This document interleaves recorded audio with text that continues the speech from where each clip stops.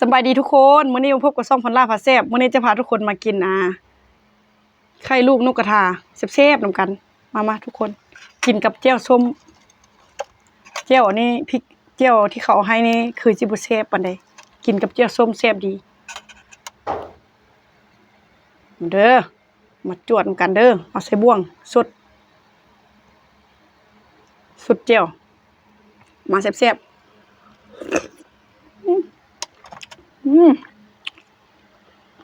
แบบ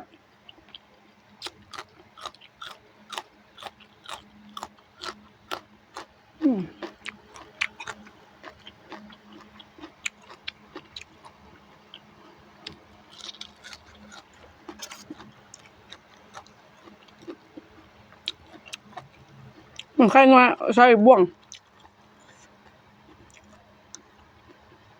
แซ่บชอบมีผักกับมีใบขิงใบโหระพาผักกาดขาวแตงคั่ว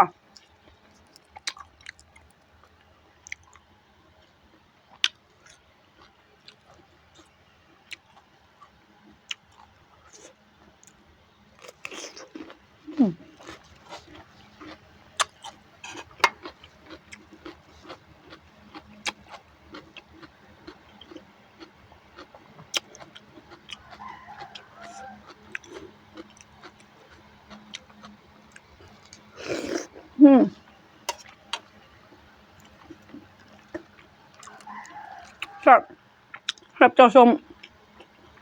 เข้ากันดี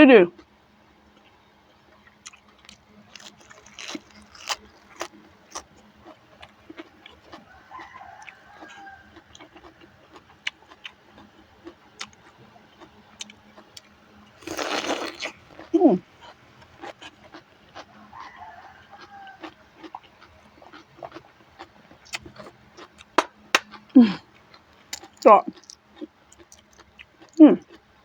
น้ำ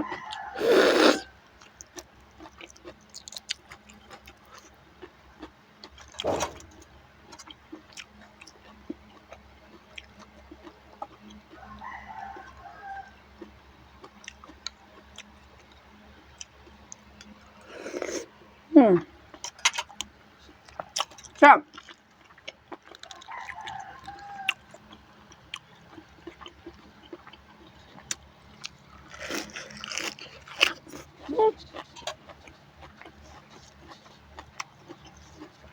แซ่บครับ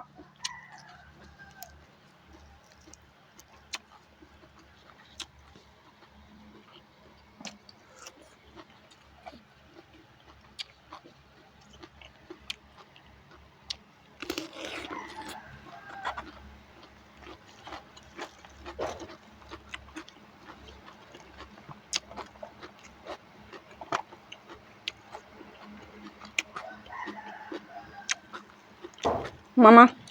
แซ่บแซ่บอีหลี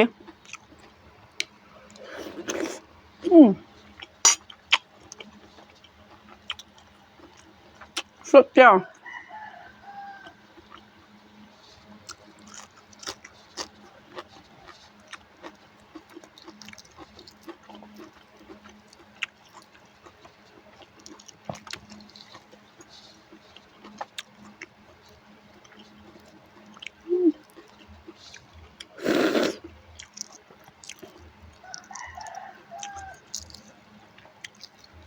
แซ่บคัก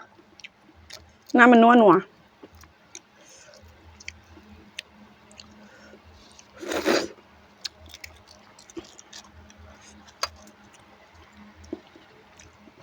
หอมใบขี้หูดเขาจะต้มใส่ใบขี้หูด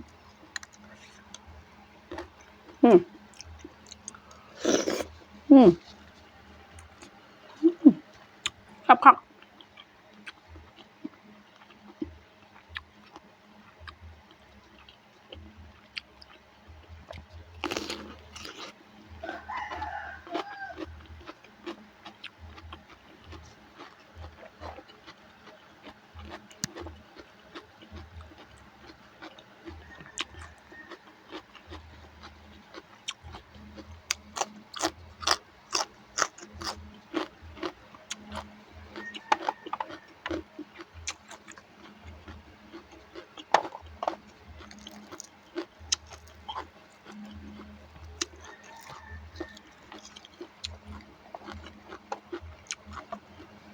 กินกับตำหุ่งคือจะแซ่บ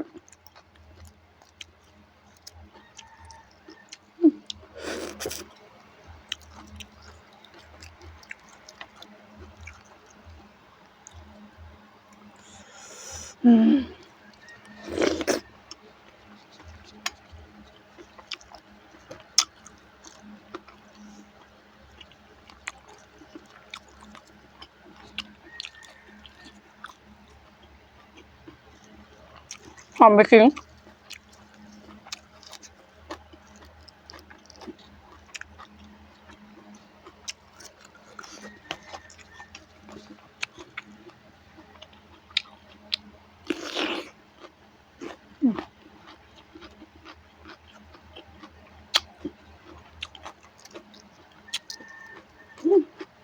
อันนี้เป็นลูกมากิน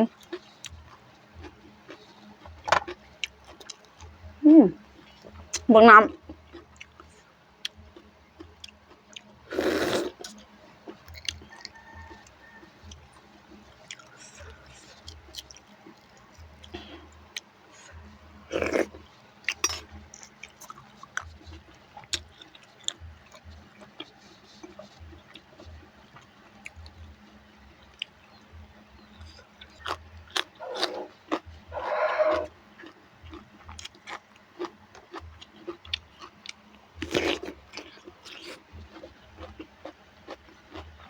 งองจังวงกบจังเหินมือ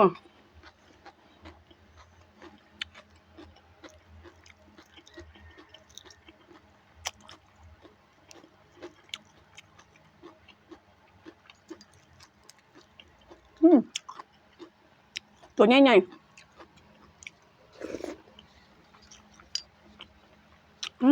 แซ่บ